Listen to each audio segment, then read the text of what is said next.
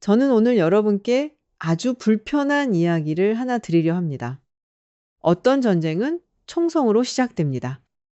하지만 어떤 전쟁은 밀실회의의 침묵 속에서 시작됩니다.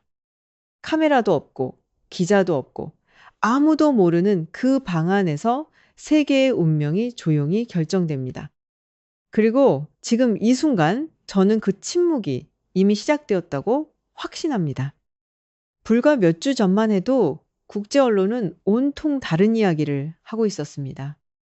미국과 이란 사이에 긴장이 풀리고 있다고, 협상 테이블이 마련되고 있다고, 심지어 14개 조항의 합의안이 논의되고 있다는 보도까지 나왔습니다. 많은 전문가들이 말했습니다. 이번엔 다르다. 이번엔 진짜 대화가 될 것이다. 저도 솔직히 말하면 잠깐은 그 말을 믿고 싶었습니다. 그런데 모든 것이 너무나 빠르게 뒤집혔습니다. 도널드 트럼프 대통령은 이란의 제안을 단호하게 거부했습니다.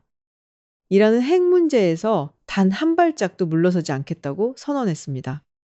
테헤란이 제시한 것은 고작 조건부로 호르무즈 해협을 열 수 있다는 것이었습니다.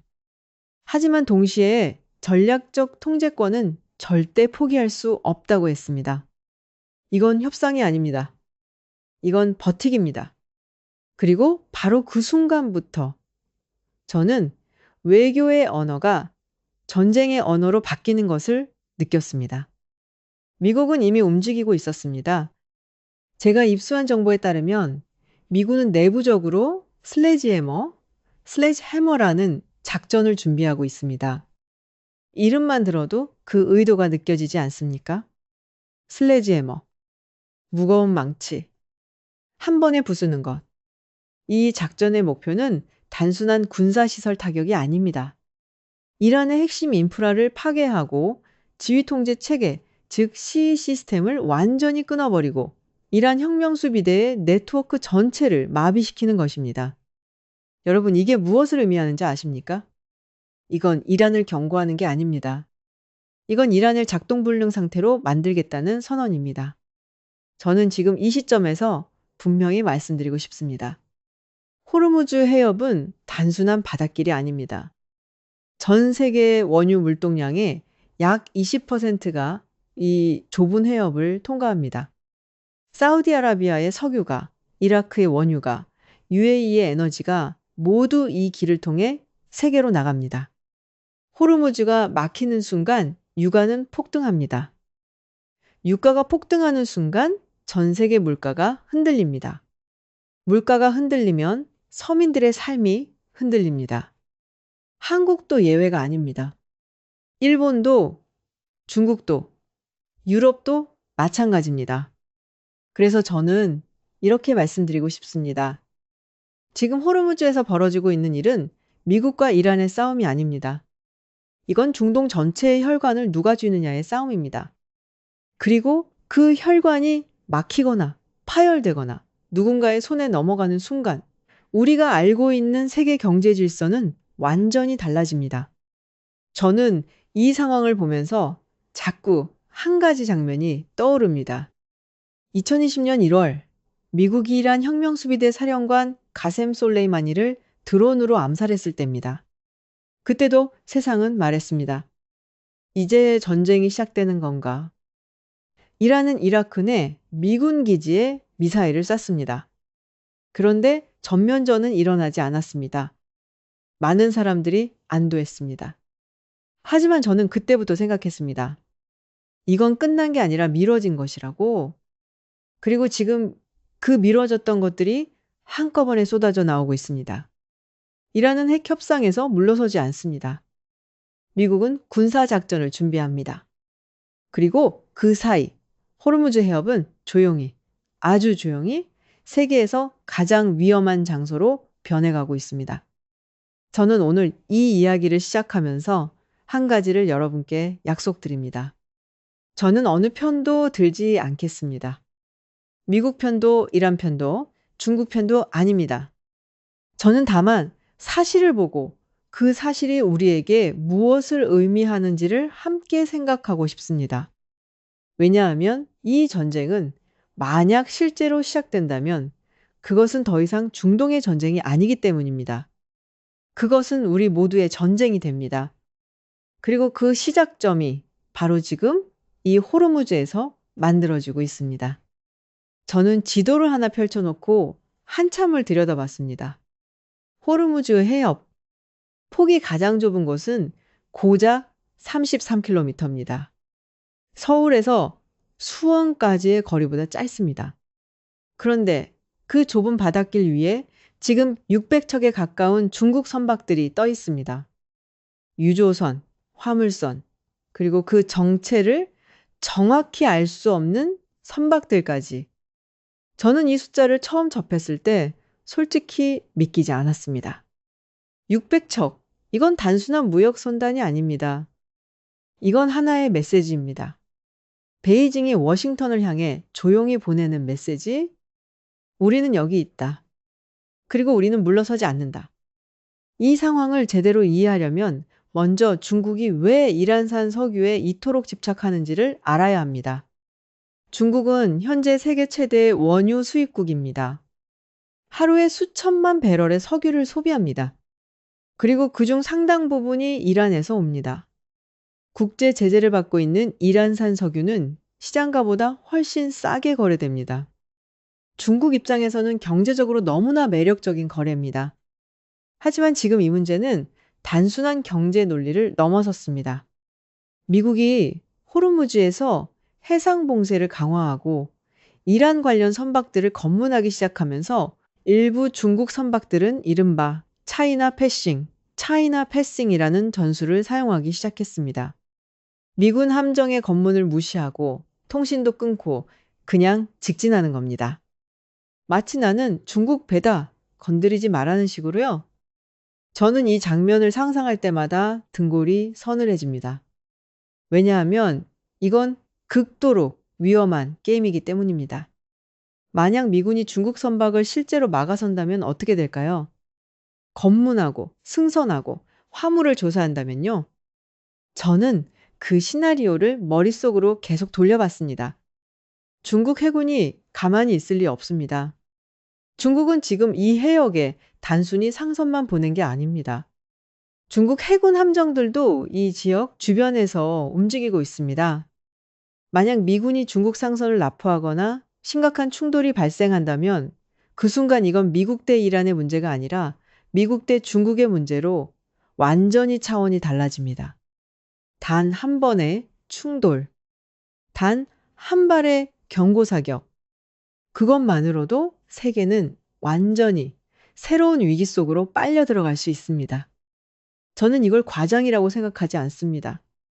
역사는 항상 작은 사건 하나가 거대한 전쟁의 방아쇠가 되었다는 것을 우리에게 반복해서 가르쳐 줬습니다.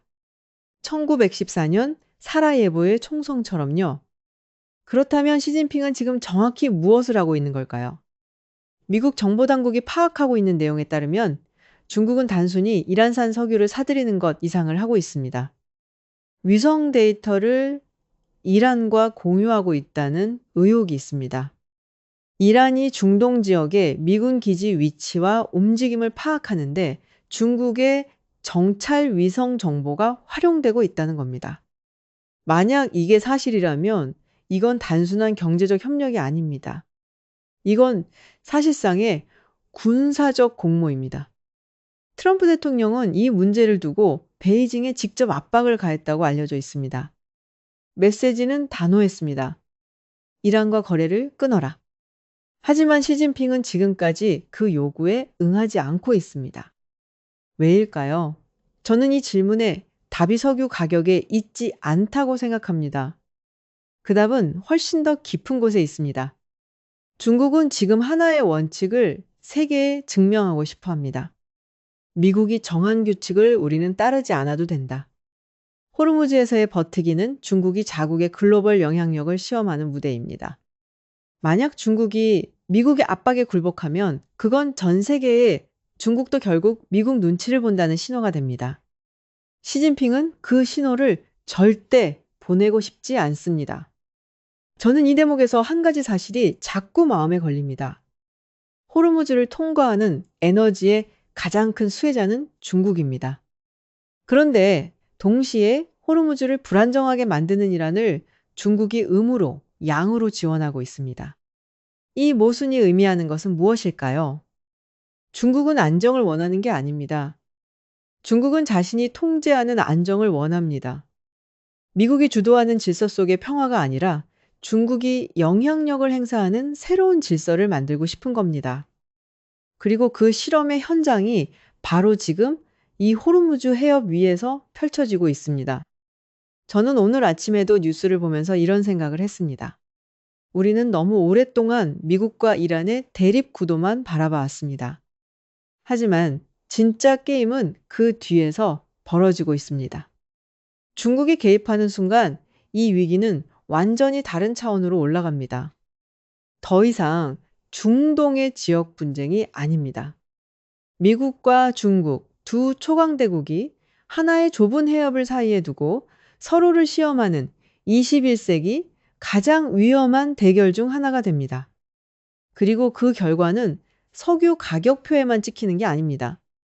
우리가 매일 쓰는 물건의 가격에 우리 아이들이 살아갈 세계의 모양에 깊이 새겨지게 됩니다. 호르무즈 위의 600척. 저는 그 숫자를 절대 잊지 못할 것 같습니다. 저는 오늘 여러분께 미국이 저지르고 있는 어쩌면 가장 치명적인 실수에 대해 이야기하려 합니다. 그 실수는 이겁니다. 몇 차례의 공습으로 이란 문제를 해결할 수 있다.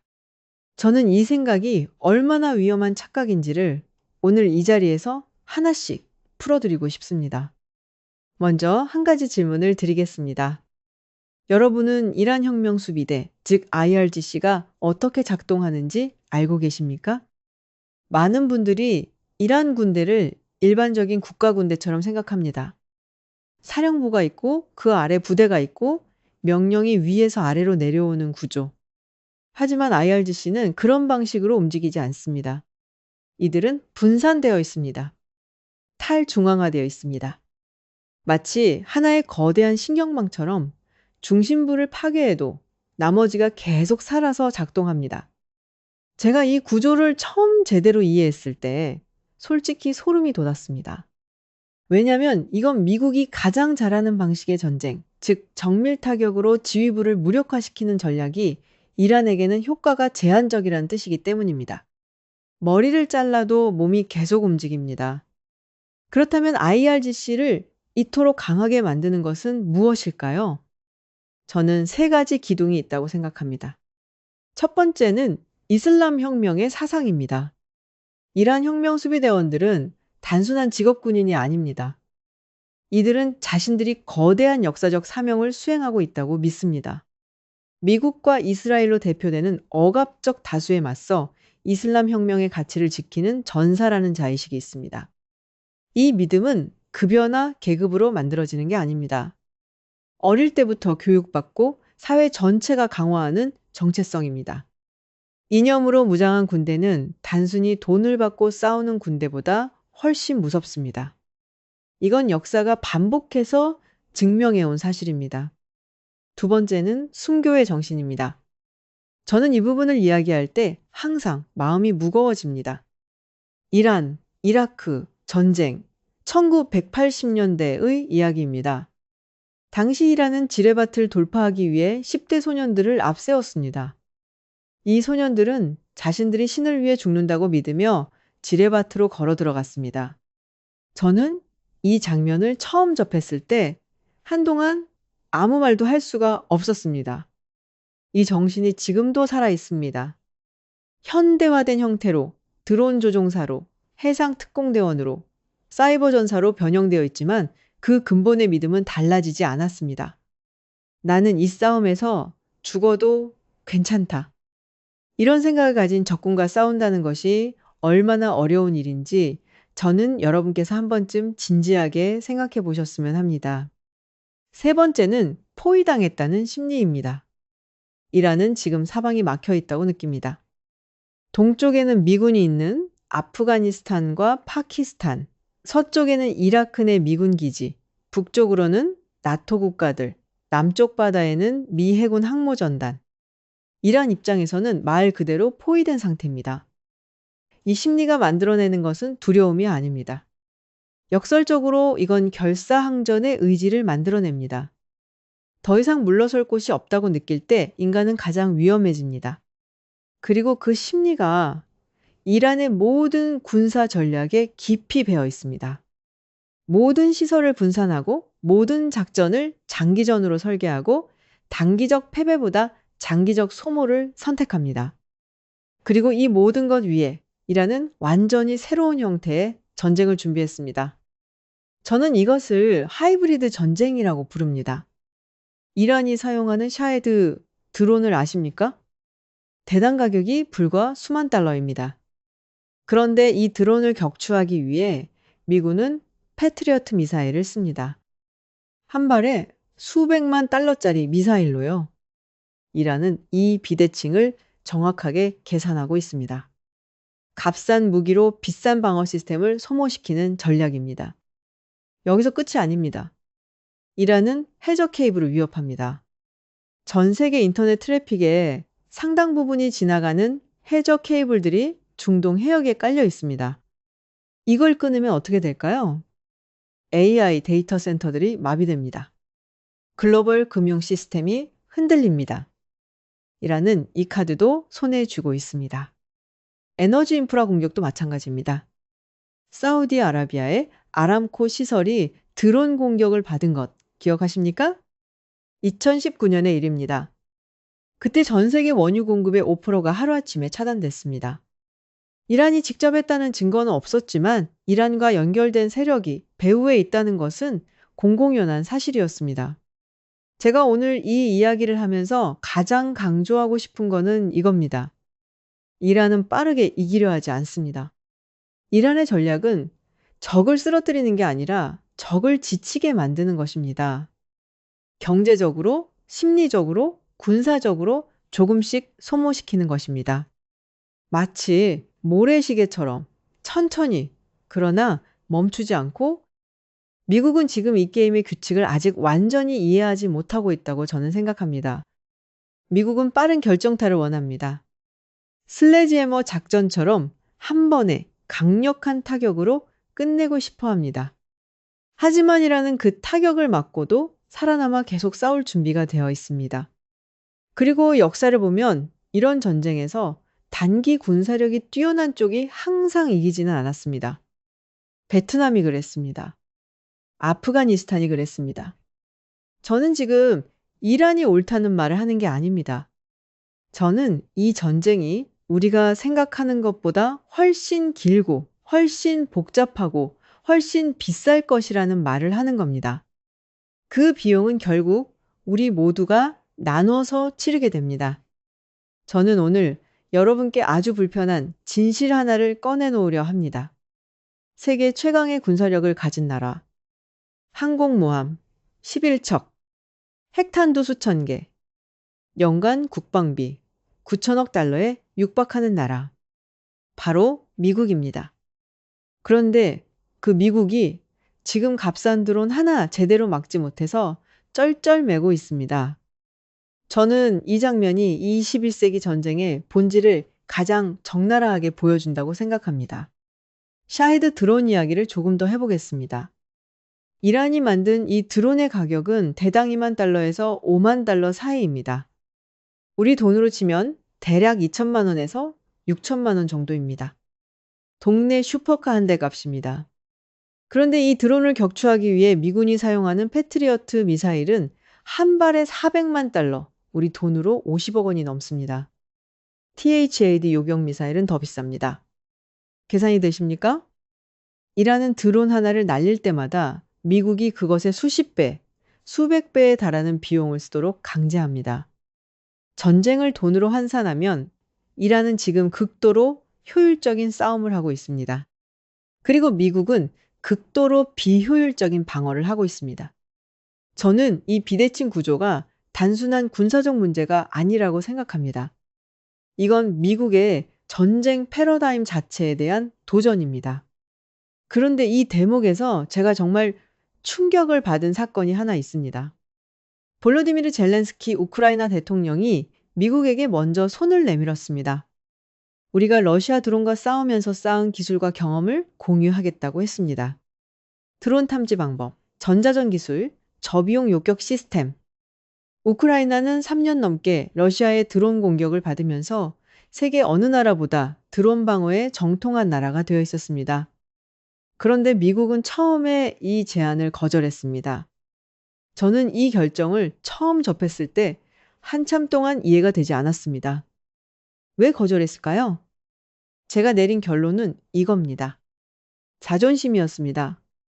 세계 최강 군사 대국이 전쟁으로 피폐해진 작은 나라에게서 뭔가를 배운다는 것, 그 자체가 받아들이기 어려웠던 겁니다.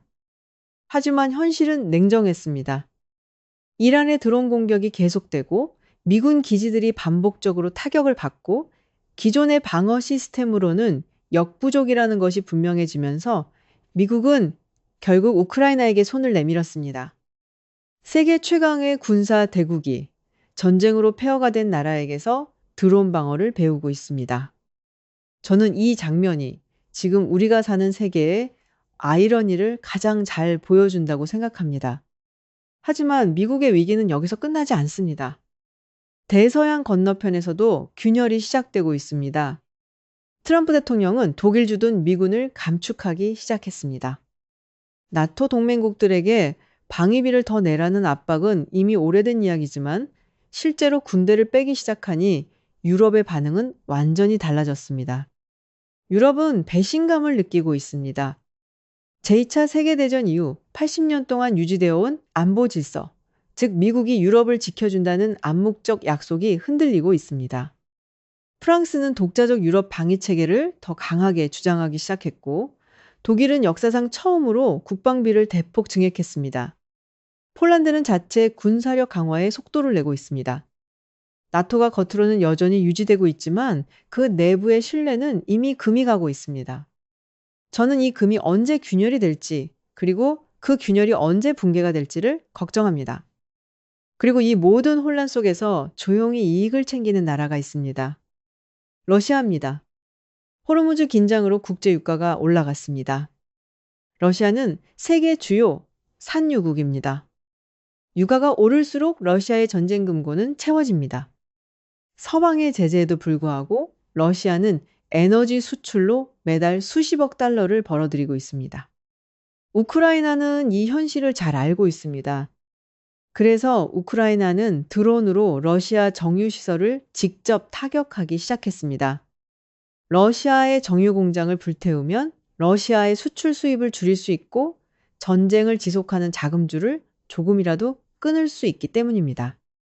저는 여기서 굉장히 중요한 연결고리를 발견합니다.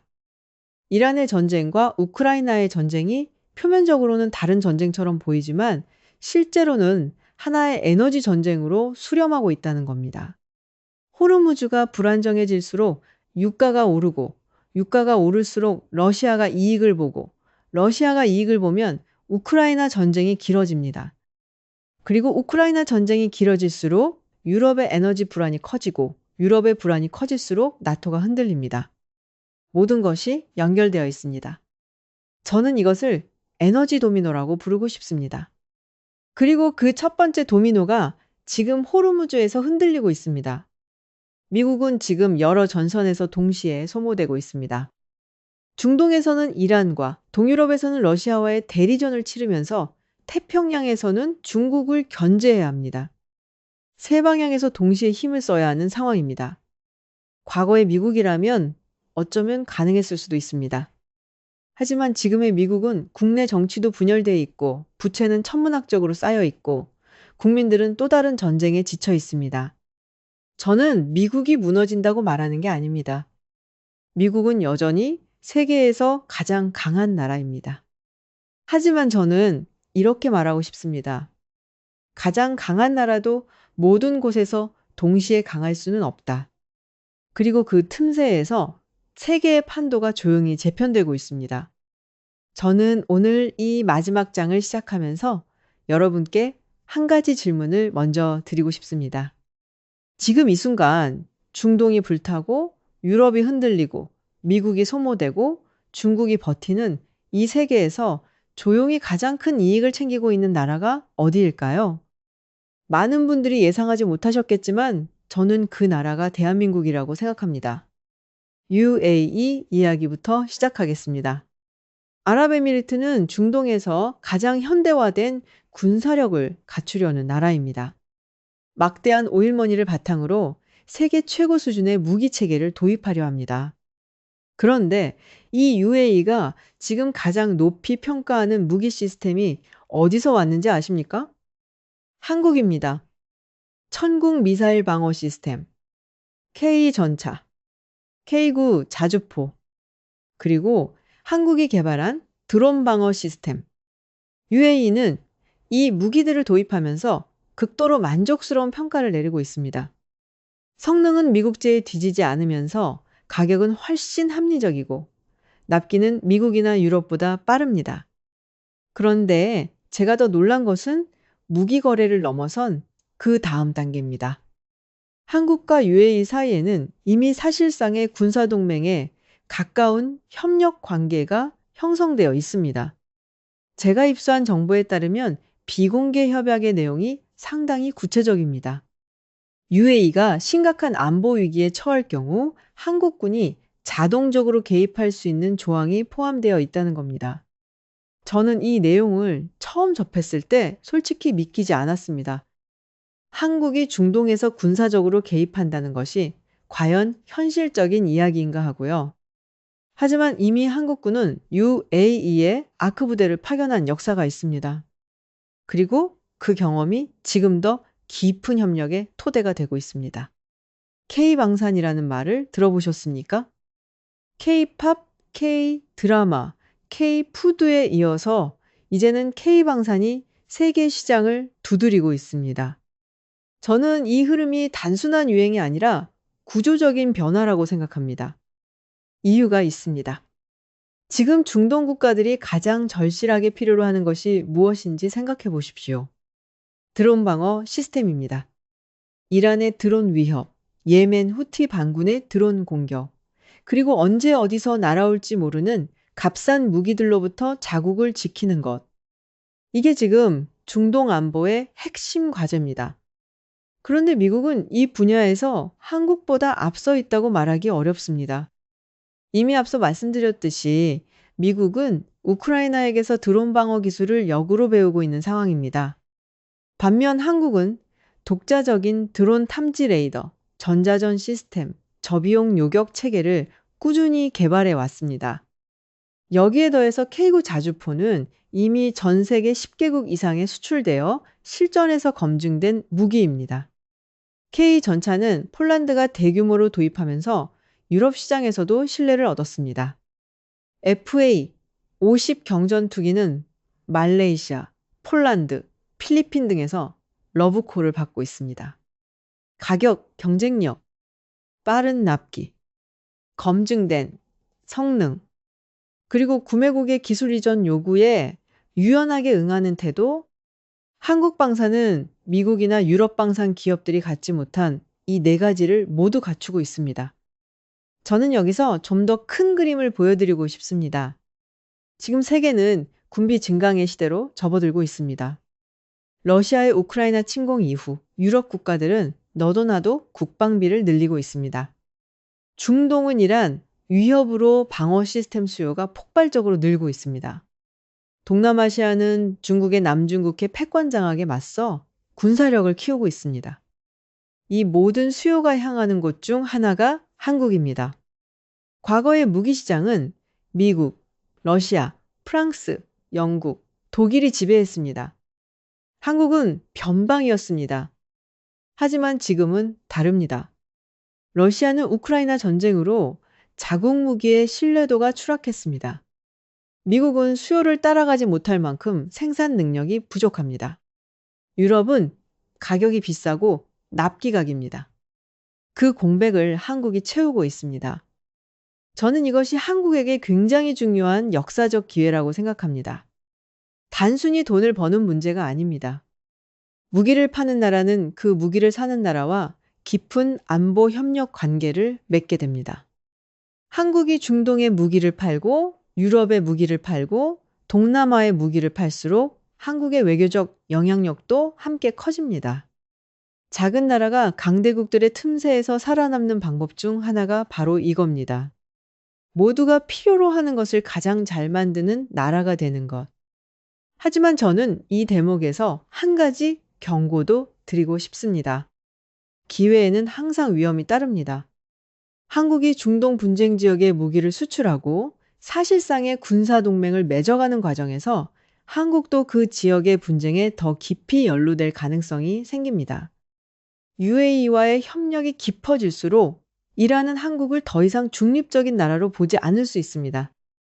중국은 한국의 이런 움직임을 예의주시하면서 경제적 압박 카드를 만지작거릴 수 있습니다. 세상에 공짜 점심은 없습니다. 한국이 이 기회를 잡으려면 그에 따르는 외교적 리스크도 함께 관리해야 합니다. 줄타기를 잘 해야 합니다. 그리고 그 줄이 지금보다 훨씬 가늘고 높아지고 있습니다. 저는 오늘 5개의 장을 통해 긴 이야기를 해드렸습니다. 호르무즈의 긴장, 중국의 도전, 이란의 새로운 전쟁, 미국의 균열, 그리고 한국의 기회. 이 모든 이야기를 관통하는 하나의 진실이 있다고 저는 생각합니다. 우리가 알던 세계의 질서가 바뀌고 있습니다. 미국이 모든 것을 결정하던 시대가 서서히 저물고 있습니다. 드론 하나가 수십억짜리 방어 시스템을 무력화하는 시대입니다. 값싼 무기가 초강대국을 피 흘리게 만드는 시대입니다. 전쟁은 더 이상 전쟁터에만 있지 않습니다. 해저 케이블 속에, 데이터 센터 안에, 에너지 파이프라인 위에 있습니다. 그리고 이 새로운 시대에 한국처럼 중간 규모의 나라들이 강대국들의 틈새에서 뜻밖의 역할을 맡게 되고 있습니다. 호르무즈는 아직 닫히지 않았습니다. 이란은 물러서지 않았습니다. 미국은 목표를 달성하지 못했습니다. 중국은 여전히 그 바닷길 위에 있습니다. 나토는 흔들리고 있습니다. 그리고 세계는 지금 아무도 진정으로 안전하지 않은 새로운 시대로 걸어 들어가고 있습니다. 저는 오늘 이 이야기를 여러분과 나눌 수 있어서 의미 있었습니다. 하지만 동시에 무겁습니다. 왜냐하면 이건 먼 나라의 이야기가 아니기 때문입니다. 이건 우리 모두의 이야기입니다. 감사합니다.